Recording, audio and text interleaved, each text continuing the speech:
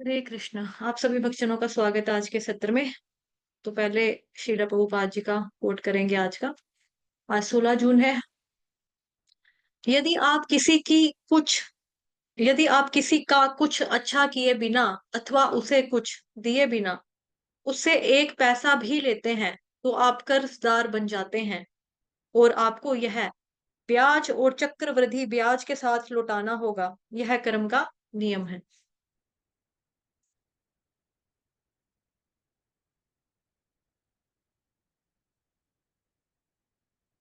तो आज का श्लोक आज है दूसरा अध्याय गीता का सार, श्लोक संख्या 29।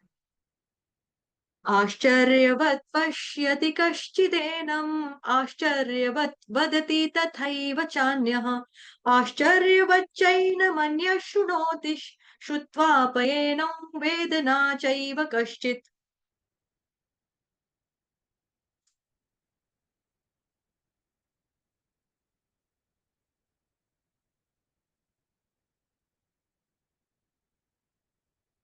कोई आत्मा को आश्चर्य से देखता है, कोई इसे आश्चर्य की तरह बताता है तथा कोई इसे आश्चर्य की तरह सुनता है, किंतु कोई कोई इसके विषय में सुनकर कुछ भी नहीं समझ पाते।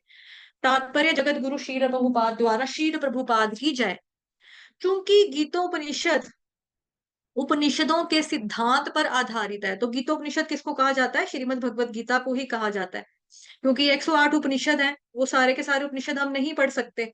ठीक है ना, तो हम कलयुगी लोगों के पास समय है ना ही इतनी बुद्धि है, तो एज भी नहीं होती इतनी, उसको समझने की ताकत क्षमता भी नहीं है हमारे अंदर। तो सारे उपनिषद का सार क्या है? गीता में दिया गया है। तो इसीलिए श्रीमद् भगवत गीता को गीता उपनिषद भी कहा गया, यानी कि गीतोपनिषद। चूंकि गीतोपनिषद उपनिषदों के सिद्धांत पर आधारित है, अतः कठो उपनिषद में श्लोक संख्या 1, 2, 7 में इस श्लोक का होना कोई आश्चर्यजनक नहीं है।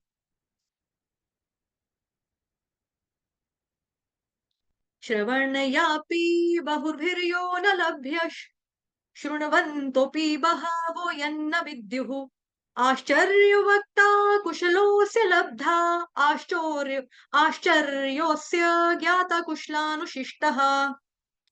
विशाल पशु, विशाल वट वृक्ष तथा 1 इंच स्थान में लाखों करोड़ों की संख्या में उपस्थित सूक्ष्म कीटाणुओं के भीतर अणु आत्मा की उपस्थिति निश्चित रूप से आश्चर्यजनक है। अल्पज्ञ तथा दुराचारी व्यक्ति अणु आत्मा के स्फुलिंग के चमत्कारों को नहीं समझ पाता, भले ही उसे बड़े से बड़ा ज्ञानी जिसने विश्व के प्रथम प्राणी ब्रह्मा को भी शिक्षा दी हो, क्यों ना समझाए। वस्तुओं के स्थूल भौतिक बोध के कारण इस युग के अधिकांश व्यक्ति इसकी कल्पना नहीं कर सकते कि इतना सूक्ष्म कण किस प्रकार इतना विराट तथा लघु बन सकता है। अतः लोग आत्मा को उसकी संरचना या उसके विवरण के आधार पर ही आश्चर्य से देखते हैं। इंद्र तृप्ति की बातों में फंसकर लोग भौतिक शक्ति यानी कि माया से इस तरह मोहित हो जाते हैं कि उनके पास आत्मज्ञान को समझने का अवसर ही नहीं रहता। यद्यपि यह तथ्य है कि आत्मज्ञान के बिना सारे कार्यों का दुष्परिणाम जीवन संघर्ष में पराजय के रूप में होता है, संभवतः उन्हें इसका कोई अनुमान नहीं होता कि मनुष्य को आत्मा के विषय में चिंतन करना चाहिए और दुखों का हल खोज निकालना चाहिए। ऐसे थोड़े से लोग जो आत्मा के विषय में सुनने के इच्छुक हैं, अच्छी संगति पाकर भाषण सुनते हैं, किंतु कभी-कभी अज्ञानवश वे परमात्मा तथा अणु आत्मा को एक समझ बैठते हैं। ऐसा व्यक्ति खोज पाना कठिन है जो परमात्मा अणुआत्मा उनके पृथक पृथक कार्यों तथा संबंधों एवं अन्य विस्तारों को सही ढंग से समझ सके। इससे अधिक कठिन है ऐसा व्यक्ति खोज पाना जिसने आत्मा के ज्ञान से पूरा पूरा लाभ उठाया हो और जो सभी पक्षों से आत्मा की स्थिति का सही सही निर्धारण कर सके। किंतु यदि कोई किसी तरह से आत्मा के विषय को समझ लेता है तो उसका जीवन सफल हो जाता है। इस आत्मज्ञान को समझने का सरलतम उपाय है कि अन्य मतों से विचलित हुए बिना परम प्रमाण भगवान श्री कृष्ण द्वारा कथित श्रीमद् भगवत गीता के उपदेशों को ग्रहण कर लिया जाए। किंतु इसके लिए भी इस जन्म में या पिछले जन्मों में प्रचुर तपस्या की आवश्यकता होती है, तभी कृष्ण को भगवान के रूप में स्वीकार किया जा सकता है। पर श्री कृष्ण को इस रूप में जानना शुद्ध भक्तों की अहेतु की कृपा से होता है, अन्य किसी उपाय से नहीं। हरे कृष्ण। तो आज का जो ये श्लोक है, श्लोक संख्या 29वां, उसमें बताया है कि कोई आत्मा को आश्चर्य से देखता है, कोई इसे आश्चर्य की तरह बताता है तथा कोई इसे आश्चर्य की तरह सुनता है, किंतु कोई कोई इसके विषय में सुनकर भी कुछ नहीं समझ पाते। ठीक है। तो ये आत्मा की एक क्वालिटी बताई जा रही है, एक और गुण यहाँ पर बताया जा रहा है। अब एक्चुअली कई लोग होते हैं ना, वो बहुत हैरान होते हैं जब आत्मा के बारे में आप सुन रहे होते हैं, या जब आत्मा के बारे में हमें कोई बता रहा होता है ना, या जब पहली पहली बार हम लोग आत्मा के बारे में श्रवण करते हैं, तो क्या होता है, हम लोगों के मुंह खुल जाते हैं। अच्छा, कहाँ, कैसे, नहीं नहीं नहीं नहीं, मैं नहीं मानती, इतना छोटा है। ओ, तो इतने बड़े बड़े शरीर को आत्मा चला लेती है। ओ, इस तरह से हम लोग क्या करते हैं, हैरान होते हैं जब आत्मा के बारे में कोई कुछ बता रहा होता है, रियली हमें विश्वास नहीं होता। तो आत्मा के बारे में लोगों को कितना भी समझाया जाए, इवन तब भी लोग सोच रहे होते हैं। अब ये क्यों सोच रहे होते हैं, क्योंकि हम लोग शरीर के साथ अटैच होते हैं बहुत ज्यादा, अपने शरीर के प्रति हम अपने आप को बॉडीली पॉइंट ऑफ व्यू से ही देखते हैं। जैसे हमने दो तीन श्लोकास पहले मैंने आपको एक विश्वामित्र मुनि का और सत्यवादी हरिश्चंद्र की कथा सुनाई थी ना, कि किस तरह से वो अपने आप को हमेशा शारीरिक स्तर पर ही देखा करते थे। उनके जो डिसीजन होते थे वो शारीरिक स्तर पर हुआ करते थे। आप कौन हो, जब उनसे पूछा, मैं हूँ राजा सत्यवादी हरिश्चंद्र, इस तरह से। तो उसके जो फैसले होते थे, उसका जो व्यवहार होता था राजा का, और जो उसकी पहचान होती थी, वो अपने आप को सिर्फ और सिर्फ केवल और केवल शरीर के रूप में ही देखते थे। क्योंकि शरीर के साथ हम इतने ज्यादा ऑब्सेस्ड होते हैं, शरीर को सब कुछ मानते हैं, तो ये हमारी कंडीशन हो जाती है। मतलब हम इतना बंध जाते हैं उसके साथ, शरीर के साथ। मतलब हमारे लिए बॉडीली अपीयरेंस जो होती है वो बहुत ज्यादा मायने रखती है, आज की दुनिया में बहुत ज्यादा मायने रखती है। कहते हैं ना, first impression is the last impression. तो ये जो फर्स्ट इंप्रेशन पड़ता है ना, बेसिकली वो हमारे चरित्र का, हमारे व्यक्तित्व का, हमारे मतलब कि अंदरूनी जो हमारी खूबसूरती होती है, इनर ब्यूटी, उसका नहीं पड़ता है। ये हम पहली अपीयरेंस जो होती है ना, फर्स्ट अपीयरेंस, आज की कलयुग में, आज की भौतिक दुनिया में जो पहला हमारा अपीयरेंस होता है, वो दुखदाई बात है कि हम शक्ल सूरत से इंसानों को जज करते हैं। क्या पहन के आया है, कैसा दिख रहा है, कद कितना गिट्ठा है, कद कितना लंबा है, कितना पतला है ये, ओ माय गॉड, स्किनी, बहुत स्किनी है ये तो, इतना मोटा है यार, इतना खाता होगा ये। तो मतलब हम उसकी पीछे की आत्मा को नहीं देख पाते, मतलब जो अंदर की आत्मा है, उस शरीर के अंदर जो आत्मा बैठी हुई है, जो सच्चित आनंद है, हम उसको नहीं देख पाते। ना ही हम उसकी इनर क्वालिटीज को देख पाते हैं, उसके गुणों को देख पाते हैं, कि अंदर से वो इंसान दिल का कितना अच्छा है, दिल का कितना खूबसूरत व्यक्ति है वो। हम उसको इग्नोर करते हैं, हम खाली बॉडीली अपीयरेंस पे जाते हैं, कितना मोटा, कितना काला, कितना भद्दा, कितना छोटा, कितना नाटा, कितना गोरा, ये तो चिट्टा आटा है यार, इतना गोरा कौन होता है यार। मतलब हम लोग ऐसे ही करते हैं ना भौतिक दुनिया में। तो बहुत गोरा है, लग रहा है जैसे आटा मल के आ गया मिलने के लिए। बस सोचिए कि मतलब एक लड़का एक लड़की है, डेट पर जाते हैं ना, पहली बार जाते हैं डेट के ऊपर, या कोई लड़का लड़की को ही देखने के लिए आता है, पहली बार ही घर पे देखने के लिए आता है कोई, तो फिजिकल अपीयरेंस कितना ज्यादा मायने रखती है यार, ये तो गंजा है। हाँ, मैंने नहीं करनी गंजे से शादी, ऐसी चीजें हो जाती है ना। तो क्यों होती हैं बेसिकली, क्योंकि हम दूसरे व्यक्ति को, अपने आप को भी शारीरिक स्तर पर ही देखते हैं, यार मैच ही नहीं है यार, खड़ी हुई अच्छी नहीं लगूंगी यार मैं इसके साथ, ये इतना मोटा, मैं इतनी छोटी, मैं इतनी पतली सी दुबली शुबली स्लिम स्लिम सी लड़की, ये कितना मोटा है, कितना भद्दा दिखता है, कितना काला, मैं कितनी गोरी हूँ, मेरे फीचर्स देखो कितने सुंदर है, बड़ी बड़ी आंखें, लंबे लंबे बाल, काले काले आंखें, इसके देखो ना कैसे, इसको तो ऐनक लगी हुई है। हाँ, चाहे वो बेचारा कितना ज्यादा इंटेलिजेंट हो, उसको नहीं देखेगा कोई। चाहे वो दिल का सबसे ज्यादा खूबसूरत व्यक्ति हो, उसको कोई नहीं देखेगा, सब नजरअंदाज करेंगे। तो ये संसार की ये चीज है। मतलब कि हम लोग, ये होता क्यों है, क्योंकि हम लोग शरीर से ऑब्सेस्ड होते हैं बहुत ज्यादा, अपने आप को स्तर जो हमारा जो होता है ना, शारीरिक स्तर पर ही हम लोग देखते हैं। इवन आपने देखा होगा कि जैसे अभी दो चार दिन पहले मैंने आपको एग्जांपल दी थी कि एक लिफ्ट थी, तो लिफ्ट में जितने भी लोग ट्रैवल करते, मतलब कि ऊपर नीचे होते थे लिफ्ट में, बिल्डिंग में जाने के लिए, तो उन लोगों ने, सबने शिकायत लगाई इंजीनियर को कि आपकी लिफ्ट ना बड़ी ज्यादा स्लो है, बड़ी धीरे धीरे होले होले चलती है, हम तो बोर हो जाते हैं, नींद आ जाती है, सुस्ती बढ़ जाती है, इतनी स्लो लिफ्ट है आपकी। तो इंजीनियर ने सोचा यार अगर तेज बना दूंगा लिफ्ट को तो बड़ा पैसा चाहिए उसके लिए, स्पीड को तेज करने के लिए लिफ्ट की। तो फिर मैं क्या करता हूँ, उसने क्या किया, लिफ्ट के अंदर शीशे लगा दिए।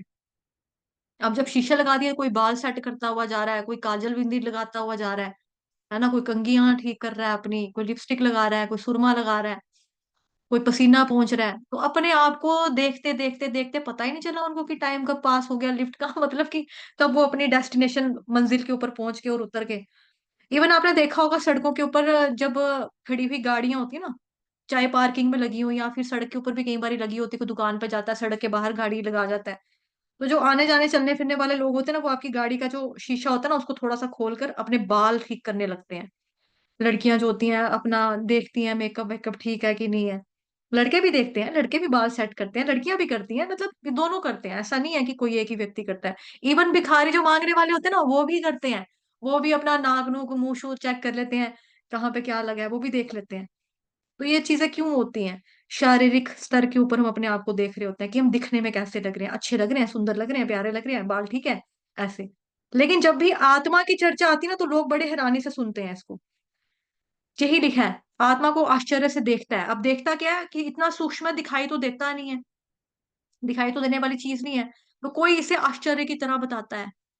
जैसे आपने पहली बार सुना आत्मा का निवास कहाँ पे, आत्मा पता है कहाँ रहती है? आत्मा दिल के अंदर रहती है। दिल के अंदर आत्मा रहती है? अरे यार, मैंने तो आज तक दिल में पता नहीं कितने लोगों को जगह देकर रखी हुई है, मम्मी को, पापा को, भाई को, बहन को, गर्लफ्रेंड को। एक भी गर्लफ्रेंड नहीं है मेरी तो, हजार है। स्कूल की लड़कियों को, कॉलेज की लड़कियों को, किसी के बाल अच्छे हैं, किसी के गाल अच्छे हैं, किसी का ये कोई सिल्की सिल्की, कोई मिल्की मिल्की। मैंने तो दुनिया भर के लोगों को अपने दिल के अंदर घुसेड़ा हुआ है। अच्छा, वहां पे आत्मा रहती थी? आय हाय, ओ हो।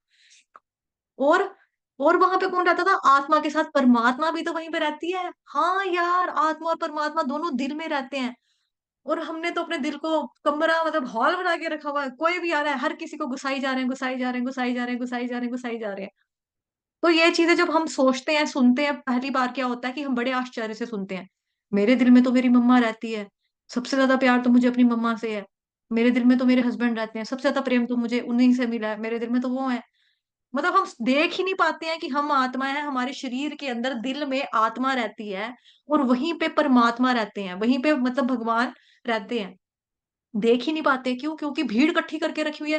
आत्मा और परमात्मा जो कि इतने सूक्ष्म है, इतने सूक्ष्म है, इतने सूक्ष्म है, वो कहाँ से नजर आएंगे, कहाँ से दिखेंगे? तो ये सारा कब होता है? जब हम अपने आप को शारीरिक स्तर पर ही देख रहे होते हैं। तो इसीलिए जब भी आत्मा की डिस्कशन होती है, कहीं पर भी चर्चा आती है, तो कोई इसे आश्चर्य से सुनता है, कोई इसे आश्चर्य से बताता है, कोई आश्चर्य से देखता है।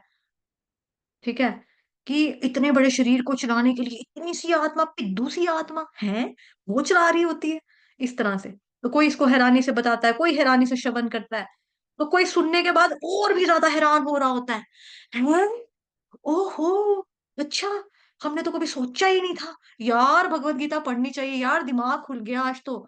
सही में आज तो पता लग गया हम कौन है, क्या है, हम इतने से हैं और हम क्या क्या समझते हैं अपने आप के लिए। हम क्या क्या कुछ नहीं करते हैं। शैम्पू अलग चाहिए, साबुन नहाने वाला अलग चाहिए, कपड़े धोने के लिए साबुन अलग चाहिए, हाथ धोने के लिए अलग से चाहिए। हम तो शरीर के लिए सारा कुछ करते हैं, बालों का कलर अलग से चाहिए हमको, है ना? तो सारी चीजें हम लोग इसी तरह से, हम कितना ख्याल रखते हैं हम अपने शरीर का, कि कपड़े अलग चाहिए, नाइट सूट अलग से होना चाहिए, ऑफिस के लिए अलग से कपड़े होने चाहिए, स्कूल की यूनिफॉर्म अलग होनी चाहिए, डांस सीखने जा रहे हैं वहां पे अलग ड्रेस चाहिए, जिम के लिए जा रहे हैं वहां अलग ड्रेस चाहिए, फॉर्मल अलग होना चाहिए, इनफॉर्मल अलग होना चाहिए, सोते वक्त हमारे कपड़े चेंज होने चाहिए, अलग होने चाहिए। तो सब कुछ तो हम शरीर के लिए करते रहते हैं ना। तो जब कभी इंसान जो है वो आत्मा के बारे में श्रवण करता है तो बहुत ही हैरान परेशान हो जाता है वो ये हो जाता है। ठीक है, इसीलिए आप देखोगे कि ज्यादातर जो अध्यात्मवादी होते हैं वो आत्मा की चर्चा नहीं करते हैं, ज्यादा नहीं करते हैं। क्यों? भगवान तो क्या, मतलब आत्मा भी लोगों के लिए अचिंत्य है। मतलब भगवान कहते हैं ना, भगवान अकल्पनीय है, अचिंतन अचिंत्य है, कि मतलब उनके बारे में चिंतन नहीं कर सकते, कल्पनाओं से परे हैं। तो उसी तरह से आत्मा का जो भी कंसेप्ट है ये भी हमारे लिए अचिंतनीय, अकल्पनीय, अव्यक्त, जैसा कि हमने कल के श्लोका में पढ़ा था, कल ही पढ़ा था, यस। देख लेते हैं, ये देखो यहाँ पे, अव्यक्त शब्द का इस्तेमाल हुआ था, 2-3 दिन पहले शायद पढ़ा था।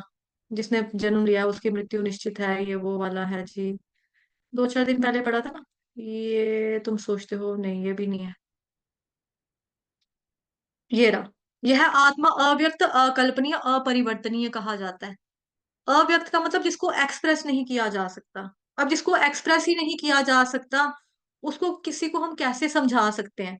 जैसे मान लो कि मेरे को किसी ने बहुत ज्यादा हर्ट कर दिया, बहुत दुखी हो गई मैं, बहुत तकलीफ हो रही है मेरे को, है ना। तो मैं जाकर बोलूंगी, मम्मा आपको पता है उसने ना मेरे को ऐसे ऐसे बोला, मुझे इतना चुभ रहा है, इतना हर्ट हो रहा है, सारे मुझे ऐसे कहते हैं मम्मा।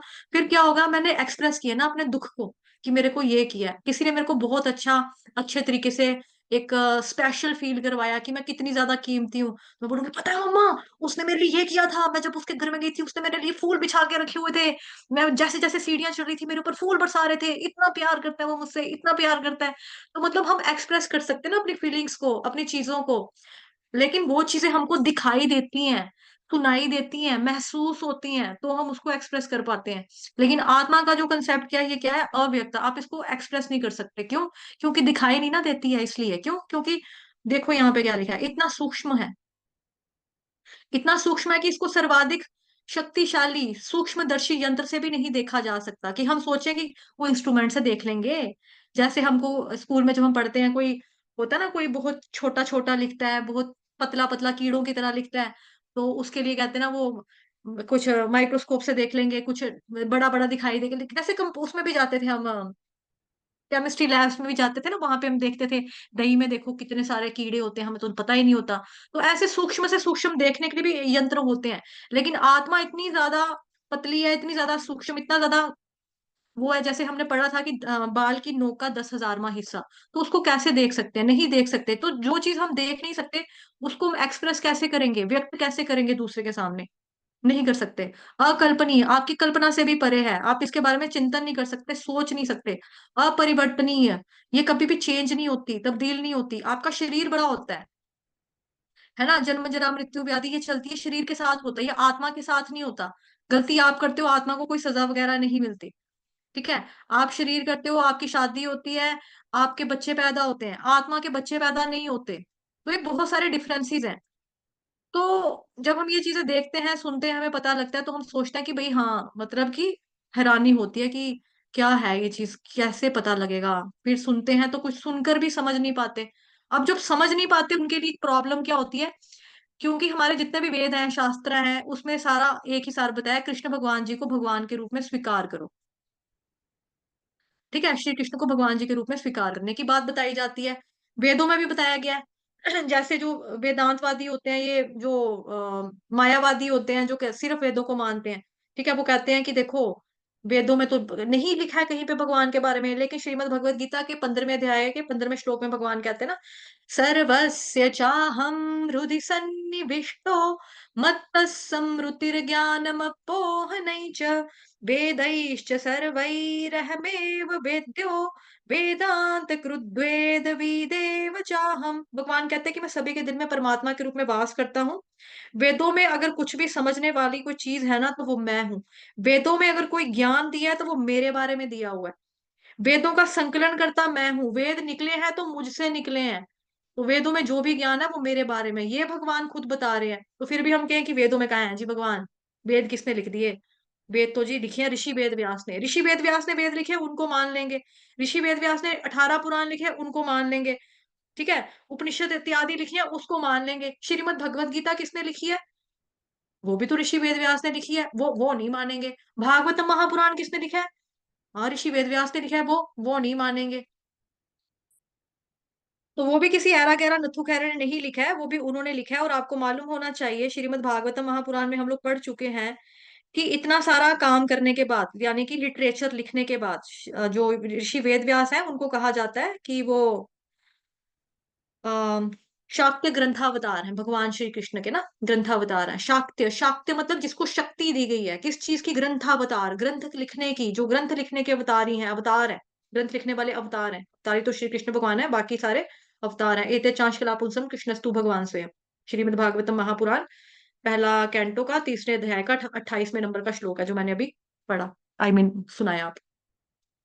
तो इस तरह से क्या है कि भगवान को हमें स्वीकार करना है। भगवान जो है वो स्वयं अवतारी है, बाकी सारे अवतार निकले हैं। तो 18 पुराण लिखने के बाद, इतना सारा लिटरेचर लिखने के बाद भी उनको संतुष्टि नहीं हो रही थी, उनको कुछ फीका फीका, अधूरा अधूरा, खाली खाली सा लग रहा था। तो नारद मुनि जी भ्रमण करते हुए उधर जाते हैं, तो बोलते हैं क्या बात है, क्या प्रॉब्लम है। कहते हैं, इतना कुछ करके भी ना मेरे को ना अधूरापन लगता है, खालीपन लगता है, अपने काम से संतुष्ट नहीं हो पाता मैं, मुझे लगता है कि मैंने कुछ भी नहीं किया। कहते हैं, क्योंकि ना आपने जो कुछ बताया अभी तक ड्राई चीजें बताई हैं, आपने प्रेमा भक्ति के बारे में तो बताया नहीं, भगवान जी के रूप लीला गुण के बारे में तो बताया नहीं। तो फिर नारद मुनि जी ने, मतलब कि, आपको ये भी सुना होगा आपने, पहले भी मैंने पढ़ाया हुआ है इसके बारे में, भागवतम में आपको सुनाया था मैंने, कि नारद मुनि जी जब छोटे बच्चे थे तो उनकी जो माता जी थी, तो वो एक राजा के यहाँ पे दासी का कार्य करती थी। तो नारद मुनि, जैसे हमारे यहाँ पे वो चतुर्मास चलता है ना, तो वैसे ही चतुर्मास था। चतुर्मास के दिनों में क्या हुआ कि उधर वहां पे ऋषि मुनि आए उधर रहने के लिए उनके निवास स्थान पे। तो उनकी सेवा का जो मौका था, उनकी माता रानी, उनकी जो माता थी, उनको दिया गया। तो जो नारद मुनि थे वो बचपन से ही मतलब कुशाग्र बुद्धि के थे और भगवान के भक्त थे, अच्छे वाले भक्त थे भगवान के। तो उन्होंने, मतलब कि, जब चतुर्मास हुआ तो वो बहुत श्रवण करते थे, अपने जो संत साधु संत आए थे, महात्मा जन आए थे, उनके पास बैठ के श्रवण करते थे, भक्ति करते थे, अच्छे से भक्ति हो रही थी। जैसे ही 4 मास खत्म होते, चतुर्मास खत्म होता है ना, तो वो जाने लगते हैं। तो वो नारद मुनि कहते हैं, आप लोग चले जाओगे। उन्हें रोना शुरू कर दिया, नारद मुनि बच्चे थे अभी, तो उन्होंने रोना शुरू कर दिया, आप लोग चले जाओगे, मेरी तो भक्ति रुक जाएगी, मुझे कितना मजा आ रहा था, कितना अच्छा लग रहा था, मुझे रोज भागवतम सुनाते थे, इतना कुछ सुनाते थे, भगवान के बारे में बताते थे, अब मेरी, मुझे कौन सुनाएगा, मैं लीलाओं का श्रवण कैसे करूंगा, आप लोग तो सारे जा रहे हो, मैं क्या करूंगा। तो उन्होंने बोला, कोई बात नहीं बेटे, ये 4 श्लोकास हम आपको देते हैं। तो उन्होंने चतुर्श्लोक की भागवतम पुराण उनको सुनाई, चतुर्श्लोक की 4 श्लोकास के रूप में, ठीक है, वो उनको दिया। तो 4 श्लोकास उन्होंने दिए, आगे वेद व्यास जी को बता दिए कि ये है भगवान जी। तो उन 4 श्लोकास के बेसिस के ऊपर 18,000 श्लोकास की रचना की गई। और आप मानेंगे नहीं कि जो श्रीमद भागवतम महापुराण है, शिव जी जो है, महादेव जो है, इसका डेली नित्य पाठ करते हैं, नित्यम भागवतम सेवया, नित्य पाठ करते हैं, और पार्वती माता को रोज सुनाते हैं। और उनके जो श्लोक है ना, वो 1 करोड़ है। और सोचो, हम लोगों को 18,000 भी बड़े औखे लगते हैं। 18,000 छोड़ो, हमको 700 श्लोक की जो श्रीमद् भगवत गीता है, हमको वो भी औखी, मतलब औखी को क्या कहते हैं, मुश्किल, मुश्किल लगती है कि कैसे होगा 700 श्लोक। लेकिन देखो, जब से स्टार्ट किया है, आज हमने कितने सारे श्लोकास भी अभी तक कर लिए, हम सेकंड चैप्टर पे आ गए ना, दूसरे अध्याय के 29वें श्लोक पे पहुंच गए। भगवान की कृपा से होता है सब कुछ। भगवान कहते हैं, आप मेरी तरफ एक कदम बढ़ाकर तो देखो, मैं तुम्हारे लिए 10 दरवाजे ना खोल दूं तो तुम कहना। तो यही चीज है कि हमें क्या करना है, हमें इस चीज को समझना है, मानना है, स्वीकार करना है। जैसे कैसे स्वीकार करना है, 2-4 श्लोकास पहले हमने ये भी पढ़ा था कि जो वेद है उसको हमारी माँ का दर्जा दिया गया है, शास्त्रों को हमारी माता का दर्जा दिया गया है। शास्त्र प्रमाण है जो हमें बताते हैं श्री कृष्ण ही आपके परम पिता है, आपके भगवान जी हैं वो श्री कृष्ण ही है, परम पिता के रूप में आप उनको स्वीकार करिए। जैसे हमें, हमारी मम्मा जो होती है वो हमको बताती है कि ये आपके पापा हैं। छोटा बच्चा होता है घर में, जैसे 2-4 महीने का, 5-6 महीने का, तो वो तो कुछ भी नहीं पता होता उसको। पापा आते हैं, उठो बच्चे, पापा आगे, पापा आगे जाओ, पापा पास जाओ, पापा पास जाओ, मम्मा उसको फटाफट अपने बच्चे को गोद में दे देती है पापा के, पापा खिलाते हैं, है ना। तो बच्चे को पता लगता है, बच्चा बचपन से सुनता है, "आ, मेरे पापा, पापा, पापा, पापा", सुन सुन के उसको पता लगता है कि यही मेरे पापा है। बच्चा कभी ये नहीं कहता, यार ये मेरे पापा कैसे हो सकते हैं, मेरे पापा तो इतने गुस्से वाले हैं, मैं तो इतने कूल स्वभाव का हूँ, मेरे पापा तो काले दिखते हैं, मैं तो कितना गोरा दिखता हूँ, मेरे पापा तो इतने लंबे हैं, मैं तो छोटा सा बच्चा हूँ। बच्चा कभी इस वे में कंपेयर करने की ट्राई नहीं करता। मम्मा ने बोला है कि ये आपके पापा है, तो वो मानता है कि ये मेरे पापा है। डीएनए का एग्जाम्पल भी हमने देखा था, है ना, कि डीएनए का टेस्ट अगर करवाया जाए तो 5-10 लाख पापा निकल आएंगे। तो सभी तो पापा नहीं हो सकते, पापा तो एक ही होते हैं, देश के प्रधानमंत्री एक होते हैं, भगवान एक होते हैं, पापा भी एक होते हैं। तो हमारे लिए आसान काम क्या है, शास्त्रों को मानना। वहां पर बताया गया श्री कृष्ण ही परमपिता भगवान जी हैं, पूर्ण पुरुषोत्तम भगवान श्री कृष्ण ही हैं, वही अवतारी हैं, बाकी सारे उनसे अवतार निकलते हैं। एते चांश कला पुंसा कृष्णस्तु भगवान स्वयं। इस चीज को हमें स्वीकार करना होगा। लेकिन ये स्वीकार भी आप कब कर पाओगे, इसके लिए भी इस जन्म में या पिछले जन्म में प्रचुर तपस्या की होती है, आवश्यकता होती है। कि अगर आपने, आपको पता लग गया, ठीक है, भगवान कौन है, आप इस चीज को स्वीकार कर रहे हो, या स्वीकार अगर नहीं कर पा रहे हो, तो क्यों नहीं कर पा रहे हो, क्योंकि आपके ऊपर कृपा नहीं है। आपने अभी तक जितने भी आपके 84 लाख योनियों के जितने भी साइकिल, 84 लाख योनियां भी, ये नहीं है कि आपकी एक ही बार 84 लाख योनियां हो जाएंगी तो बस फिर उसके बाद इंसान बने, उसके बाद खत्म हो गया काम ना। उसके बाद वापस 84 लाख योनियों का साइकिल शुरू हो जाएगा, कर्म का बंधन चलता रहता है, करोड़ों करोड़ों सैकड़ों सैकड़ों सालों तक ये खत्म नहीं होता ये सर्कल। तो अगर आपने कुछ तपस्या की है, भक्ति की है, तो आप इस चीज को ग्रहण कर सकते हो कि हाँ, श्री कृष्ण ही भगवान है। देखो, आत्मज्ञान को समझने के लिए सरलतम उपाय है कि अन्य मतों से विचलित हुए बिना परम प्रमाण भगवान श्री कृष्ण द्वारा कथित श्रीमद् भगवत गीता के उपदेशों को ग्रहण कर लिया जाए। क्योंकि जैसा परसों चौथ में मैंने आपको बताया था कि जितने भी धार्मिक ग्रंथ हैं, ऑल दो द संप्रदाय बोलेंगे उनको, ठीक है, जैसे इस्लाम, ठीक है, वहां पे जो उनके प्रॉफिट मोहम्मद है वो क्या लिखते हैं, आई एम मैसेंजर ऑफ अल्लाह, ठीक है। जैसे बाइबल है, वहां पे क्या बताया जाता है, I am son of God, मैं भगवान का बच्चा हूं, मैं उनका पुत्र हूं। वहां पे डायरेक्ट नहीं बोला जा रहा कि मैं भगवान हूं। लेकिन श्रीमद् भगवत गीता में भगवान साफ कहते हैं कि मैं भगवान हूँ। सर्वधर्मान् परित्यज्य माम एकम शरणं व्रज अहम त्वाम सर्व पापेभ्यो मोक्षयिष्यामि मा शुचः। ये भगवान छाती ठोक ठोक के बता रहे हैं, और किसी में नहीं मिलेगा आपको ये। भगवान बता रहे हैं। अगर आप गुरु ग्रंथ साहिब भी पढ़ेंगे ना, तो वहां पर भी केवल और केवल कृष्ण के बारे में बताया, वृंदावन के बारे में बताया है वहां पे। वृंदावन के बारे में बताया है, कृष्ण भगवान के बारे में बताया है कि किस तरह से दूध दही खाते हैं, माखन खाते हैं। यशोदा मैया जो है वो उनके लिए लस्सी फेंटते हैं। फेंटते को क्या कहते हैं पंजाबी, आई थिंक समझ गए होंगे आप लोग। मतलब जैसे मदानी होती है ना, मदानी लस्सी नहीं बनाते हैं जो गुड़ गुड़ गुड़ गुड़ गुड़ गुड़ ऐसे ऐसे करके उसको, तो वो कौन खाता है, वो कौन पीता है, मक्खन दही, इन ये किस कौन लेता है, ये साफ पता लगता है कि कृष्ण भगवान। तो उधर भी कृष्ण भगवान के बारे में बताया है, पूरा का पूरा ओम के बारे में वहां बताया। तो ओम कौन है, भगवान गीता में बताते हैं कि ओम में ओंकार का जो साउंड है वो मैं हूँ, है ना। पानी में जो जल का स्वाद है वो मैं हूँ, वृक्षों में जो पीपल है वो मैं हूँ। तो सारी चीजें तो भगवान साफ साफ बता रहे हैं कि वो मैं हूं, मैं हूं। मेरी सभी धर्मों का त्याग करके मेरी शरण में आ जाओ, मैं तुम्हें सारे पापों से मुक्त कर सकता हूँ। आप किसी को बोल दो मुझे पापों से मुक्त कर दो, वो क्या बोलेगा, भगवान का नाम ही आपको मुक्त कर सकता है। क्यों बोलेगा, क्योंकि भगवान और भगवान के नाम में कोई फर्क नहीं है। कोई आपको कभी ये इंसान ये नहीं कहेगा मैं तेरे को पापों से मुक्त कर दूंगा, मैं तुझे मुक्त करूंगा। भगवान कह रहे हैं कि मैं मुक्त करूंगा। उनके नाम में इतनी शक्ति है, उनका नाम लोगे जपोगे तो वो मुक्त करने करने का पूरा पूरा सामर्थ्य रखते हैं, पूरी पूरी शक्ति रखते हैं, ठीक है। तो तभी तो श्री कृष्ण को भगवान के रूप में स्वीकार किया गया है। पर कृष्ण को इस रूप में जानना शुद्ध भक्तों की अहेतु की कृपा से होता है। तो लेकिन आपको फिर क्या करना पड़ेगा, आपको प्रमाणिक गुरु परंपरा में जाना पड़ेगा, उनसे श्रवण करना पड़ेगा, जिज्ञासा करनी पड़ेगी, उनसे सीखना पड़ेगा, भक्ति करनी पड़ेगी, हरिनाम दीक्षा लेनी पड़ेगी। तो फिर आपको उनकी अहेतु की कृपा मिलेगी। मतलब कि ऐसी कृपा बरसेगी कि आप जो है समझ पाओगे भगवान को। अगर समझ में नहीं पाएंगे, कम से कम इतना तो पता लग जाएगा ना कि भगवान कौन है। अदरवाइज तो कंफ्यूजन है हमारे संसार में, ये वाले भगवान वो वाले भगवान। 33 कोटि देवी देवता है। कोटि का मतलब होता है टाइप, प्रकार। 33 टाइप की देवी देवता है। तो हम सोचेंगे शिव जी भी भगवान है, गणेश भी भगवान है, विष्णु भी भगवान है, ब्रह्मा भी भगवान है, सूरज भी भगवान है, सारे भगवान है, सारे भगवान है, सारे भगवान है। तो सारे भगवान नहीं है, वो सारे देवी देवताओं की कोटि में आते हैं। शिव जी के तो देखो नाम के आगे ही लिखा है, देवों के देव महादेव। मतलब कि देवताओं के देवता, महादेवता, महादेव उनको बोला जाता है। गणेश भगवान की आरती अगर सुन लो, जय गणेश जय गणेश जय गणेश देवा, उधर भी बोला जा रहा है देवा, है ना। और भी है, लाल चढ़ायो रक्षा, जय देव जय देव। मुझे लिरिक्स नहीं आते एग्जैक्टली, लेकिन जय देव है ना। और वास्तव मूवी में भी आपने देखा होगा, वहां पर भी है, वहां पर भी आती थी आरती गणपति बापा की, तो वहां पर भी जय देव बोला जाता है उनको। तो वो देवी देवताओं के नाम में बताया जा रहा है कि वो देवी देवता हैं। ये हम लोगों की मंदबुद्धि ऐसी होती है, हम लोगों के दिमाग इतने फिक्स हो जाते हैं, बिकॉज हम लोग लालची होते हैं ना। किसी देवी देवता ने हमारी कोई ख्वाहिश पूरी कर दी, चाहत पूरी होगी, तो हमने उनको देवी देवता बना, अपना भगवान मान लिया। ये तो भौतिक जगत में भी हो जाता है। किसी डॉक्टर ने हमारे प्राण बचा लिए ना, हमारे मरते हुए बच्चे को बचा लिया, डॉक्टर साहब आप हमारे लिए भगवान है, आप साक्षात भगवान है।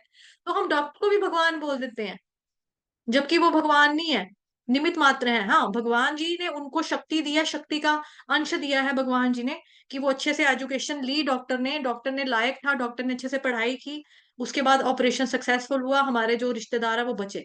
तो हम अगर वही बोल दें कि आप भगवान है, किसी का कोई काम नहीं हो रहा होता, कोई कुछ करने चला जाता है, तांत्रिकों के पास चले जाते हैं, तांत्रिकों को भगवान मान लेते हैं लोग अपने। और तांत्रिक क्या करता है, काले रंग का कबूतर लेके आना, इसकी मुंडी मरोड़नी है, उसका खून निकालना है, उससे काली माता का अभिषेक होगा, उसको भैरव को पिलाएंगे, तेरा काम हो जाएगा। अरे ये जादू टूने टोटके, काला जादू, ये सब क्या है? मतलब कि आप सिर्फ भगवान की भक्ति करो, भगवान को मानो, भगवान को मानो। उन वो उनकी वो होना चाहिए, क्योंकि वही है ना, रक्षित इति विश्वास हो, वो हमारी रक्षा करते हैं, इसमें विश्वास होना चाहिए। राखे कृष्ण मारे के, मारे कृष्ण राखे के। अगर कृष्ण भगवान जी ने सोचा है ना कि वो हमें बचाएंगे, हमारी रक्षा करेंगे, कोई माँ का बच्चा पैदा नहीं हुआ जो हमारे को कुछ हर्ट भी कर जाए, हमारा कुछ नुकसान कर जाए। लेकिन अगर भगवान जी ने बोल दिया भाई इसका टाइम पूरा हो गया, इसको जाना ही जाना है, इसको मरना ही मरना है, इसका निश्चित हो चुका है, तो कोई भी आ जाए, दुनिया की कोई भी ताकत आ जाए, वो हमको बचाने वाली नहीं है, बचा ही नहीं सकती। हम चकमा नहीं दे सकते। तो सब कुछ तो भगवान है, भगवान जी की मर्जी के बिना ही सब कुछ होता है। आई थिंक आई मीन कुछ भी नहीं होता है, भगवान की मर्जी से ही सब कुछ होता है, उनकी मर्जी के बिना कुछ नहीं होता। ये मेरा कहने का मतलब था। तो कृष्ण ही भगवान है, कृष्ण की ही भगवान है, तो उसके लिए हमको कैसे क्या करना है, भगवत गीता पढ़नी है, उनके उपदेशों को एज इट इज ग्रहण करना है, प्रमाणिक गुरु परंपरा में जाना है, श्रवण करना है, हरि नाम की दीक्षा लेनी है। और उनकी कृपा से ही हम भगवान जी को समझ सकते हैं, भगवान को भगवान के रूप में स्वीकार कर सकते हैं। अदरवाइज हम अपने अटकले लगाते रहेंगे, अपने गैसेज लगाते रहेंगे। हमें ये लगता है भगवान कौन है, एक तरह की रोशनी है, लाइट है, लिशकारा है। तो ऐसे अगर हम जाएंगे देखेंगे, मायावादियों से सुनेंगे, तो हमारी बुद्धि भी वैसी ही हो जाएगी। ठीक है। तो यही था आज के लिए। क्लियर हो गया सबको? ठीक है। क्लियर। ओके, धन्यवाद। सही है। किसी का कोई डाउट? ठीक है, thank you Prabhu ji. Okay. Okay ठीक है। ठीक है, सबके थम्स अप आने शुरू हो गए हैं, धन्यवाद। तो चैट बॉक्स में क्या आया है? ओके ठीक है, थैंक यू भाव्या प्रभु जी। जी। चलिए फिर कल मिलते हैं सेम समय पे, सुबह 4 बजे सेशन होगा, हरि नाम पील्स या हरि नाम अमृत। ठीक है। भगवान जी का नाम जो है, जैसे जैसे हमारा स्तर होता है वैसे वैसे ही होता है। अभी हमारे लिए पिल्स का काम कर रहे हैं, जन्म जरा मृत्यु व्याधि की दवाई है, इससे हमको बाहर निकलना है, तो हरि नाम हमारे लिए औषधि का कार्य कर रही है ना। बट असल में क्या है, हरि नाम एक तरह का अमृत होता है, हमें उस अमृत का पान करना चाहिए। अमृत का पान कैसे करेंगे? चैंटिंग करके करेंगे, हरे कृष्ण कृष्ण कृष्ण हरे हरे, हरे राम राम राम हरे हरे का जप करके करेंगे। जप कैसे करना चाहिए? पूरी निष्ठा के साथ, पूरी श्रद्धा के साथ, अटूट भाव से करना चाहिए। भगवान जी के ऊपर पूरा फोकस लगाना चाहिए हमें। ठीक है। प्रेम पूर्वक करना चाहिए, उनका ध्यान करते हुए करना चाहिए, उनके गुण लीलाओं का चिंतन करते हुए करना चाहिए, उनको देखते हुए करना चाहिए, महसूस करते हुए करना चाहिए कि भगवान हमारी हर एक एक्शन को देखते हैं, तो जब करते वक्त भी मुझे देख रहे हैं। जब करते वक्त ये नहीं करना है कि आगे पीछे देखो, आगे पीछे चलते रहो, मोबाइल चलाते रहो, वो चीजें नहीं करनी है। ठीक है, इन चीजों से हमें बचना है।